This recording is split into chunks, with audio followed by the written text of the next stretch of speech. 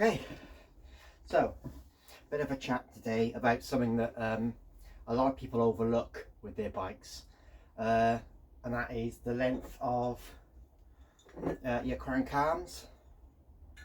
So most people, when they buy a bike, they will they'll obviously buy, fit the correct stem to the length that's required for their reach. Possibly change the handlebar width to suit.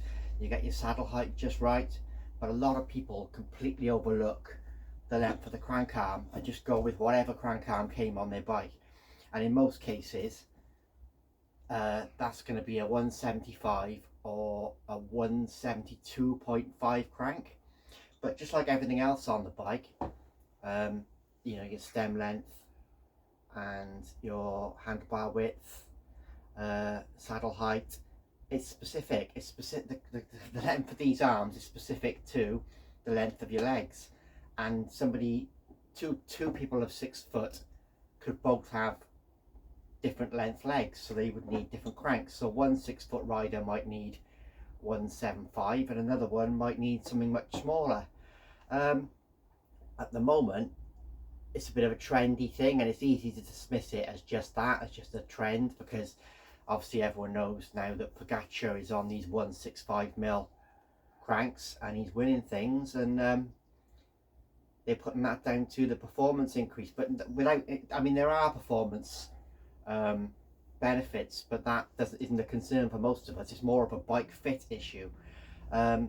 If you are experiencing back pain or hip pain or knee pain, or pain down in your ankles, then the crank length can make a difference to that. And I mentioned before in a knee pain video that I did that changing about 10 years ago now, I changed to 165mm cranks, and I've been on them ever since, and it made a massive difference to my knee pain, my comfort on the bike, my cadence. It was a huge thing, and it was just mentioned casually by a physiotherapist to me about 10 years ago, and I just tried it, and I'd already tried 10 other things, different pedal systems, all sorts of things, and this was the thing that made the most difference, I think, was going for this shorter crank. If you look at crank manufacturers'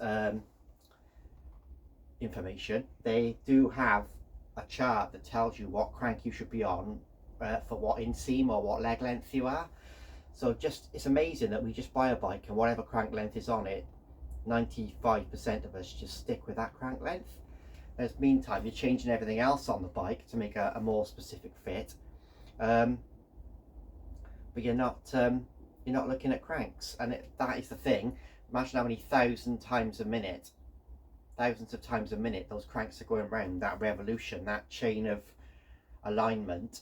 And you could be on the wrong length cranks, and it's only now, because it's come out about the pros using these shorter cranks, that people are looking at it, and it's easy to dismiss it because of that as a bit of a fad. But from my personal experience, shorter cranks was a massive thing. It made a huge difference. It helped me with knee pain, it helped me with general comfort on the bike. Your saddle height changes as well with the obviously if your cranks change to be shorter, then you can make adjustments to your saddle height as well, and it really does make a huge difference to your riding. And